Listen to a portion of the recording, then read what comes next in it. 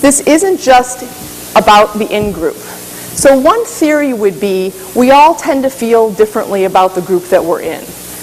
But of course, I think I could probably pretty quickly create, sort of the cool group and the uncool group, and you guys would be like, wait, we're the cool group, and we hate them, they think they're cool, and we're actually a cooler group too. Like, we can create in-groups and out-groups according to any number of axes. Some of you are probably sports fans. Your sports team is something that makes you an in-group or an out-group. So all of this matters only when it's systemic and when it has a constant level of effects in the world.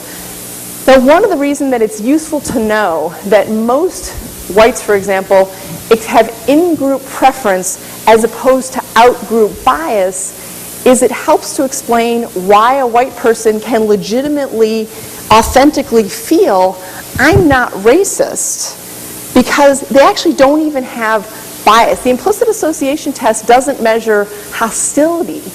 It just measures whether it's easier for you to associate the happy word with the one group than the other group. So it has generally been understood by researchers to measure, again, the ease with which you can link the happy word or the positive word with a particular group, and not necessarily sort of the enthusiasm with which you link another group, say again, African Americans or Latinos, with the negative word. So it's important to understand that what the dynamic that might be going on might be kind of in-group enthusiasm and not out-group bias, but it's equally important to realize accumulated in-group preference results in wildly disparate outcomes, right? So if you measure each moment in which a white person kind of acts with a little bit of in-group preference, and you accumulate that over, who gets the job, who gets the letter of recommendation at school,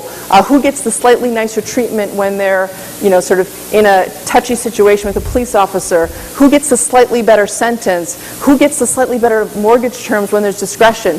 When you add all those together, those are really powerful, particularly when you put those on top of the decades and decades of, de jure or legal preference that whites experience. So we can be simultaneously not experiencing any out-group animus, but maybe a little bit of in-group preference, and that can have really harmful results. So we have to address, and that's what I'm going to be moving to, the manifestations of these behaviors. So I'm going to